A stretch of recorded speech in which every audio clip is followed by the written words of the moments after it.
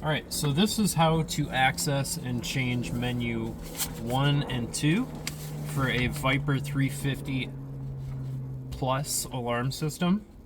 I'll talk about what I want to talk about after this. But essentially, what you're going to do is normally you would have your door open, turn your ignition switch on, off, and then press and hold your valet button on your box. Mine is up here. So you press and hold that, and then the alarm will chirp once. And if you want menu 1, you would release the button after you hear the first chirp. And then if you want to access menu 2, you would release the button after you hear the second chirp. From there, you go ahead and try to find which setting you want to change. And then let's say, for example, we wanted to turn the chirps off, and that is setting number 2. You would press the valet button twice, but then you would hold it on the third time, okay? And then that will get you inside of setting 2. Then using your fob, lock means you're going to turn something on. Unlock, you're going to turn something off. So that is how you access and change settings in the menus. So let's do it. On my car, this is wired so that the door actually has to be closed. So let's actually try that. Let's access menu 1. Here's menu 1. And then we're going to access setting number 2, which is chirps. So we want to turn the chirps off. So we are going to press the unlock button on the fob. So here we go. Your door either has to be open or closed depending on how it's wired. So ignition on, off, press and hold the valet button until it chirps once. Now release. And now we want to access setting 2. So we're going to press it twice and hold on the third time. 1, 2, 3. Now while we're holding the valet button, we're going to press the unlock button. Now we just turn chirps off. Release valet button, and now the chirps should be off. So I'm going to open and close the door. That's going to reset it. So now the chirps are off. So I can lock it, and there's no noise, there's no chirps. So let's try it again. Door has to be open or closed depending on how it's wired. Ignition switch on and off. Press and hold the valet button. Wait for 1 chirp. Release the button. We want menu 1, so 1 chirp. Now we're going to press it twice and hold on the third so we can access setting 2. 1, 2, 3. Now we're going to press the lock button to turn chirps back on. Release valet button, and then reset. Now we got our chirps back.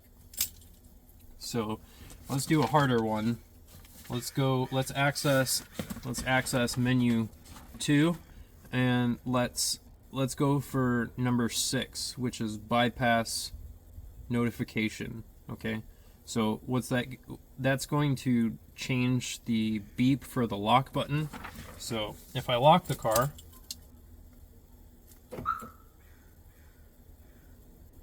it's just 1 chirp. If we turn that on, it's going to change to 2 chirps. So let's access menu 2, and we'll change setting 6. So ignition switch on, ignition switch off, press and hold the valet button, wait for the second chirp, release. Now we're in menu 2, and we're going to press this 6 times and then hold on the 7th. 1, 2, 3, 4, 5, 6, 7. And you can hear those chirps. You can actually count those chirps, and that'll tell you which setting you're on. So we're going to press the unlock button, and now we just turn bypass off. I meant to turn that back on. reset, ignition switch on, ignition switch off, press and hold valet button until the second chirp.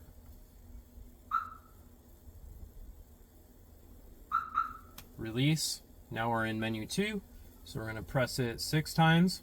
1, 2, 3, 4, 5, 6. Hold on the 7th.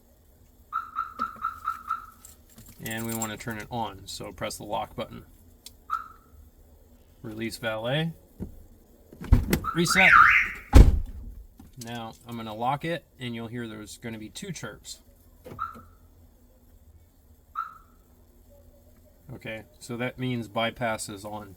I'm not totally sure what that's for. I think it might be for if something happens while you're away, you can actually look at the, I think you can look at the,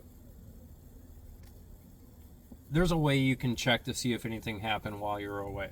I don't know how you do it, but I'm pretty sure that's what it does. So let's turn it back off. So ignition switch on, ignition switch off, press and hold valet button to access menu 2, wait for the second chirp, chirp 1, chirp 2, release. We're in menu 2, we need to access setting 6, so 1, 2, 3, 4, 5, 6, hold on the 7th. That was 6 chirps. We're going to press the unlock button, and now we turned it off. Release valet, reset. Okay, so now let's see if there's 2 chirps. Lock it. Nothing. Cool. So the reason why I'm making this video is because last year I was trying to change the sensitivity of my alarm, and I ended up finding out that there's a little dial on the module. So I still wanted to access these menus anyways.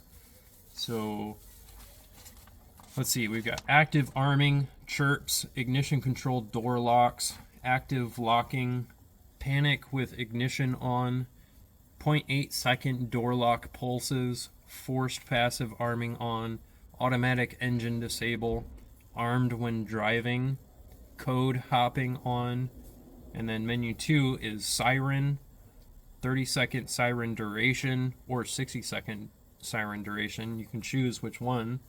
Nuisance prevention, so if your alarm is going off for a long time, it'll cancel that after a certain amount of time. Progressive door trigger, so if somebody opens your door, the alarm should go off, right, when it's armed. So that's what will happen.